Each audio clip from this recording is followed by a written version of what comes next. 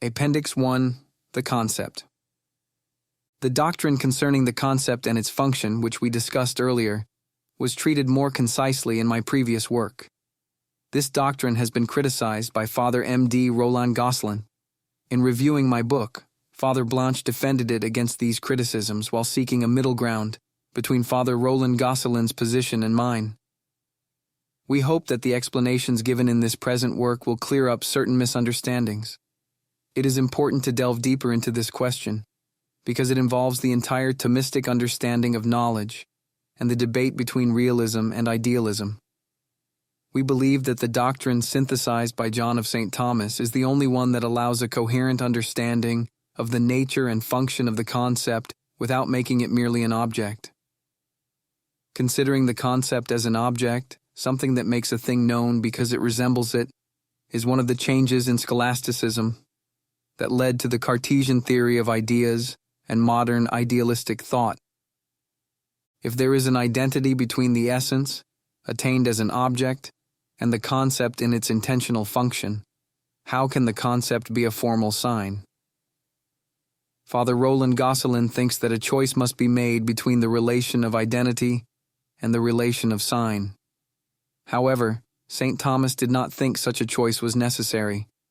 The texts cited below clearly indicate this, especially the text from Quodlibet, which expresses the thesis of the relation of identity that we have defended. This thesis seems obscure to Father Roland Gosselin. John of St. Thomas also did not think such a choice was necessary and explicitly affirmed these two principles together. The relation of identity, in reference to the intelligible constituent, does not rule out the relation of sign, because it is not a question of identity in all respects. The relation of sign requires the relation of identity in respect to the intelligible constituent. An instrumental sign is not a pure sign because its primary function is not to make known. Therefore, we refuse to look upon the concept as a simple instrumental sign. The concept must be a formal sign, a pure maker known. It must consist in being a pure representer of the object, possessing no trait of nature that is not a trait of the object. This is the relation of identity demanded by the relation of sign itself. We have never affirmed anything but that sort of identity, and to charge us with teaching an absolute identity between concept and object would be incorrect. Only in the case of the uncreated word is such an identity encountered. Father Roland Gosselin thinks that we do not sufficiently emphasize the fact that the concept is a likeness of the thing understood, and that we are inclined to downplay the resemblance between the concept and the reality. Actually, the reverse is true. We insist upon that resemblance, claiming that the concept is not only a thing which resembles the object, but is the very likeness of the object. We consider the concept not in its entitative character as an accident of the soul, but in its intentional function as a representative of the object. Thus, we claim that the concept is identical with the object in reference to the intelligible constituent. Yet it is still a sign, and differs from the object signified in that the object exists not only in the mind, but also in nature, while the concept exists in its intentional being. In its entitative being, the concept is an accident of the soul, and differs from the object signified. In the writings of St. Thomas, the distinction between formal and instrumental signs is inherent in his doctrine. The commentators are simply making explicit what is fundamental to his understanding. John of St. Thomas's interpretation of his master's texts is inevitable, regarding the value and necessity of this distinction. Although it may seem labored, this is only due to vocabulary, specifically whether the word sign is used by St. Thomas in its proper sense. Father Blanche has established with precision that John of St. Thomas is correct on this point, offering his conclusion as more probable. The word sign, when applied to the concept, is not a word that naturally arises in the theory of the concept. Instead, it is an imported word used to test and verify the theory. This marks a step forward in technical exposition because it excludes the notion of instrumental sign, which the word sign tends to evoke. It is essential to refer to the text of St. Thomas, and establish an exact interpretation of his vocabulary. Neglecting or rejecting the explanations and developments introduced by his great disciples would reduce Thomistic philosophy to an archaeological discipline, denying it recognition as a living philosophy. This would deprive us of valuable insights that help avoid faulty interpretations. Pure literalism under the guise of material exactitude would prove to be a fallacious method, leading to the conclusion that the question at hand is obscure and a waste of time. St. Thomas writes in De Veritate that the concept can be called a sign in the broad sense, meaning something known that makes something else known. However, thought does not first stop at the sign and then pass over to the thing signified. The concept is not the object but the means of knowing. If the species were the object of understanding, there would be no knowledge of things, only of what exists in the soul. Contradictories would be simultaneously true, as the judgment of understanding would only deal with how the understanding is affected. This argument applies to both the intelligible forms, which are the result of intellectual apprehension, and the impressed species, which are its principle and seed. The concept is first grasped in reflection, and the intellect understands both its act of understanding and the species by which it understands.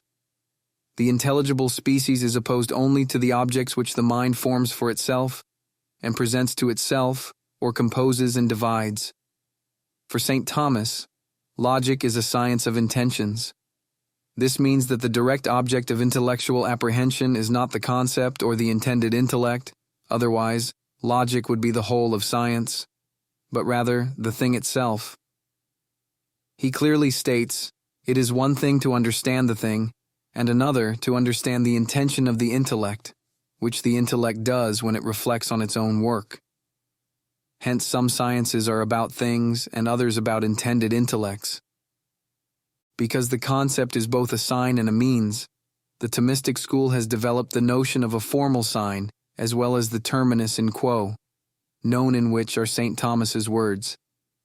This is how the followers of St. Thomas approach the special difficulties of the theory of the concept and examine the nature of the concept more deeply.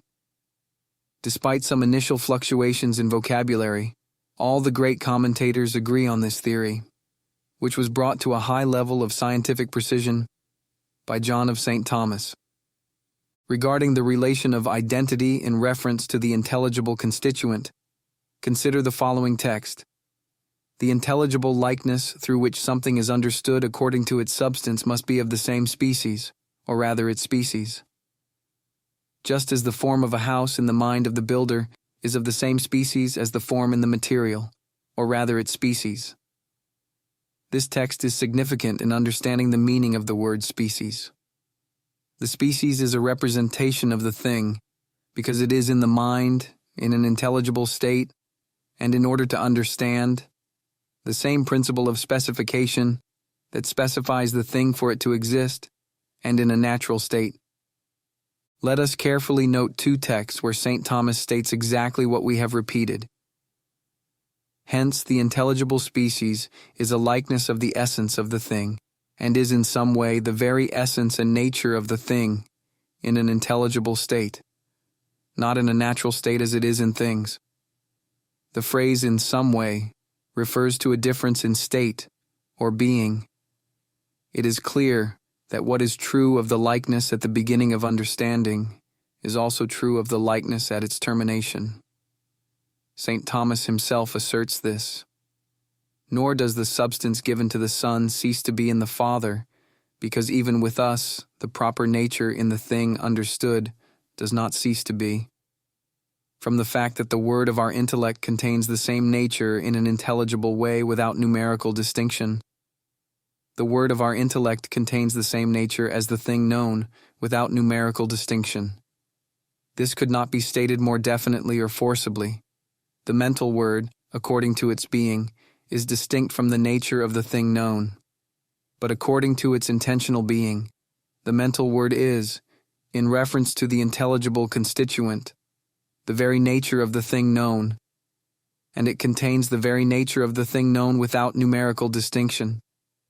It is a pure likeness essentially relative to that nature, and according to it, the knower intentionally becomes something other than they are. One cannot say it's beyond me, or find any contradiction in that notion, unless they also get lost in the Thomistic notion of knowledge. The knower intentionally becomes something other than themselves. It would be useful to explain once more, and as clearly as possible, the articulations of the doctrinal synthesis established by John of St. Thomas, which I have taken up again. 1. The real being, the direct object of the intellect, does not imply actual existence. It is that which exists or can exist outside the mind, in the thing, actual or possible. 2. This thing can be considered either as something that exists or can exist for itself, a thing is a thing, or as something that exists or can exist for the mind, something attained by it and made present to it, thing as object. 3. The object is one with the thing and differs from it only by a virtual distinction of reason. The object is only one of the intelligible determinations that may be distinguished within it. In other words, it is the thing as objectifiable under this or that aspect. 4. Such an intelligible determination is that which is immediately signified, the formal object, by the concept, a presentative form engendered within the mind. The same act whereby the intellect knows the object, becomes it intentionally, is also productive of the concept. By one single act, the mind conceives the thing in the concept and perceives it as an object. 5. The concept is not the thing intellectually perceived. Otherwise, there would be no science of things, only of concepts, and contradictions would be true at one time. 6. The concept is a mediator. By and in it, the object is brought into the mind in the state of ultimate intellectual actuation. Our intellect attains things only as its concepts render them present to it. The manner of our understanding corresponds to the way the thing is objectified in the concept. 7. As a pure means, the concept is a mediator. It is not something perceived that resembles the thing. It is the thing's very likeness itself, taken formally. The concept is the objectified nature itself, but as a means, not as an object. In reference to its intelligible constituent, the objectified nature is the same in both the thing where it exists with a real existence and in the concept where it exists with an intentional existence. The concept is a pure likeness of a pure image, which, in terms of its intelligible nature, is one with the object it represents. Because the concept is a pure image, the principle stated by Aristotle in his De Memoria et Reminiscentia is verified. The movement towards the image as an image and the movement towards the thing are one and the same. 8. The concept is not a pure means in the sense of a principle or fertilizing seed, like the presentative form which is received. It is a pure means as a term or fruit, the presentative form which is uttered. However, since this produced term is a pure means in respect to intellection as intellection, it does not stop the intellection which fulfills itself in it. Understanding is completed in it, as in a source which makes known, and by that very fact understanding is achieved in the object as in the thing which is known. This expression does not diminish the force of the word as applied to the concept, but makes it more precise, signifying that the act of understanding includes both the concept signifying and the object signified. Although the real object is attained through the mediation of the concept, it is immediately attained in the sense that nothing mediates it. The first things understood are the things outside the mind, which the intellect first directs itself towards understanding. 9. All this means that the concept is a formal sign. Like every sign, it is first known, but in this case, it is not only necessary to say that the sign is first known with a simple priority of nature and not of time, but it should be added that it is first known formally, in virtue of its being the actualizing form of knowledge. As an object, it is only attained as an afterthought and in a secondary fashion, by a reflexive act, which implies the formation of a new concept. The concept is immersed in actual understanding. It is the act of understanding itself which produces it. It is the first to be actuated by actual intellection, but in order to communicate that actuation to the object. For it is in the concept that the intellect in second act is the object. Since the concept is the intelligible form in which the object exists intentionally and makes itself known, its proper existence is the act of understanding itself.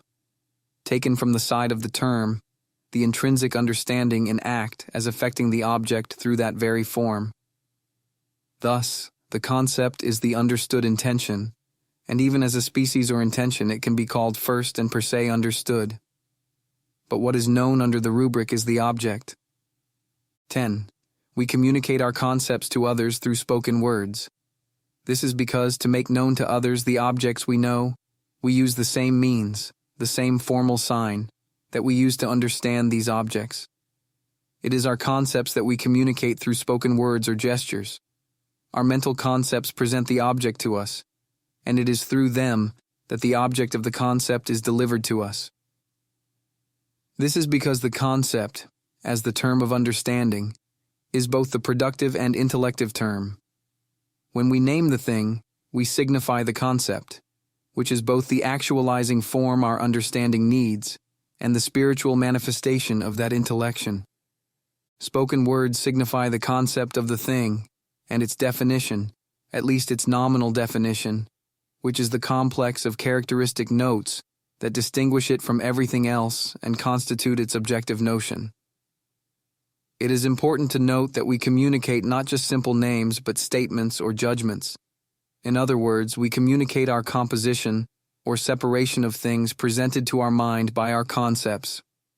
While we signify our concepts through language, it is the things themselves that we are signifying, as we know things directly and immediately, as objects through our concepts. 11. The expression mental word applies not only to the concept, but also to the complex products fashioned by the intellect, such as definition and division, related to the mind's first operation, and proposition, related to the second operation. In definition and division, there is a complexity resulting from our own work, but the conceptual complex continues to signify one object, one thing, actual or possible. In the proposition and judgment, one object is constructed along with another, asserting whether they are identical in reality.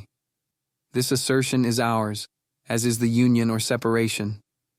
Truth or error can only exist in the judgment, as it indicates a relation of conformity or non-conformity between our intellect and the existing thing.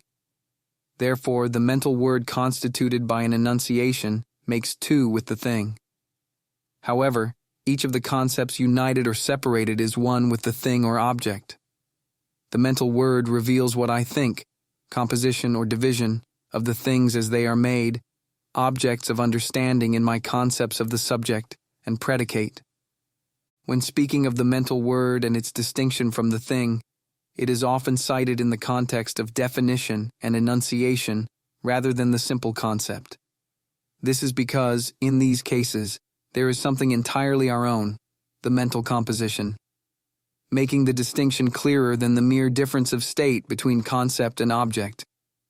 The human intellect must regulate itself by things that precede it in being.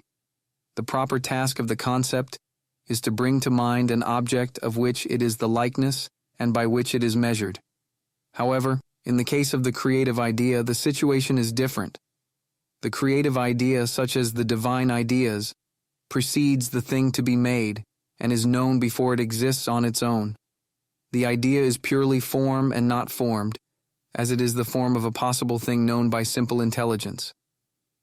As the inner term of the act of understanding, it advances to the rank of a quad, not as a model object, but as the form that must determine the thing object.